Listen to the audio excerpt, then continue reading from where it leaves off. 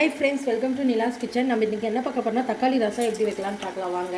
அதுக்கு நான் ஒரு 4 நாட்டு தக்காளியில் கொஞ்சம் உப்பு போட்டு நல்லா இப்படி பிசைஞ்சு வடிகட்டி எடுத்துக்கலாங்க, கரைச்சி எடுத்துக்கலாம்.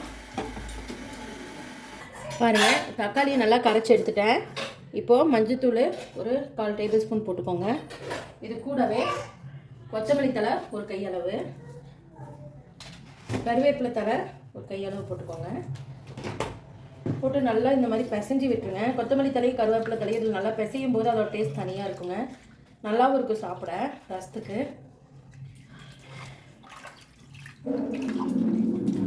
இந்தளவுக்கு நல்லா வறுத்துக்கோங்க, செஞ்சுக்கோங்க. தாளிப்பு கடாயை வச்சுட்டுங்க, மிளகு ஒரு 1/2 ஸ்பூனுங்க, ஒரு 4 மிளகு போட்டுக்கோங்க. சிம்மில் வச்சுக்கோங்க. இப்போது ஹீட் ஆனதும் சீரகம் 1 ஸ்பூன் போட்டுக்கோங்க. இது நல்லா இப்படி வறுப்பட்டுடணும், நல்லா பொரியணுங்க. நமக்கு அந்த படப்படன்னு ஸ்மெல் வரணும். பெருங்காயத்தூள் கொஞ்சம் போட்டுக்கலாம். 3மே பொரியணும் நல்லா.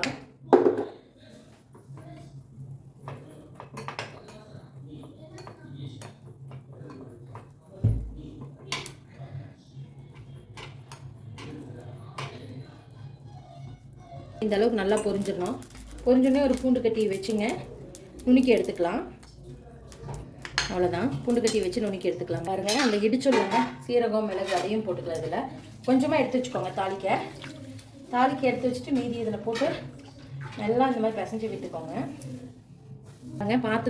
பாத்திரம் காஞ்சது ஒரே 1 ஸ்பூன் அளவு ஆயில் ஊற்றிக்கலாம். நிறைய ஊற்ற வேணாம், 1 ஸ்பூன் ஊற்றினா போடுங்க ரசத்துக்கு.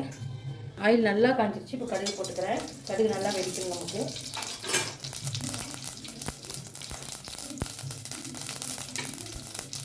கடுகு வெடிச்சதும் 2 வரமிளகாய், 2 பச்சை மிளகாய் போட்டுக்கிறேன். இப்படி மிக்ஸ் பண்ணிக்கலாம். இப்போ நம்ம இந்த இடித்து வச்சுட்டு போட்டுக்கோங்க.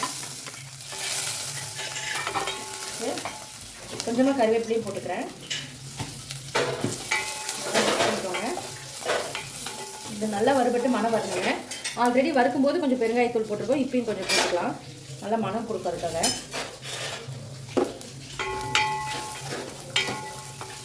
நல்லா வறுப்பணும். கரைச்சி வச்சிருக்க கரைசலில் ஊற்றிக்கலாங்க. பாருங்கள், ரசம் இப்போது தேவையானதாலும் நான் தண்ணி ஊற்றிட்டதில்ல. இப்போ உப்பும் போட்டுக்கலாம். உப்பு கொஞ்சம் பத்தலை போட்டுக்கிறேன். இது நுரக்கட்டி வந்தோடனே நம்ம ஆஃப் பண்ணிடலாம். அவ்வளோதாங்க, சூப்பரான ஒரு தக்காளி ரசம் நமக்கு ரெடி ஆகிடுச்சு. உப்பு போட்டு ஒன்ஸ் மிக்ஸ் பண்ணிடுங்க.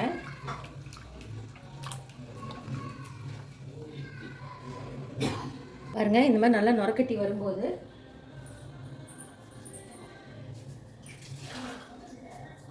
கொஞ்சமாக அந்த பபிள்ஸ் வர இடத்துல தண்ணி கொஞ்சமாக ஒவ்வொரு ட்ராப்ஸ் ஊற்றிக்கோங்க. அவ்வளோதான். ஃபைனலாக கருவேப்பிலை கொத்தமல்லி தூவி அரைக்கிடலாங்க. பாருங்கள், எவ்வளோ சூப்பரான ஒரு ரசம் ரெடி. கண்டிப்பாக நீங்களும் இந்த மாதிரி ட்ரை பண்ணி பாருங்கள். ட்ரை பண்ணி பார்த்துட்டு மறக்காமல் கமெண்ட் பண்ணுங்கள். இந்த வீடியோ பிடிச்சிருந்தா லைக் பண்ணுங்கள், ஷேர் பண்ணுங்கள், மறக்காமல் சப்ஸ்கிரைப் பண்ணுங்கள். ஒரு அருமையான தக்காளி ரசம் ரெடிங்க. Thank you so much for watching. Bye bye.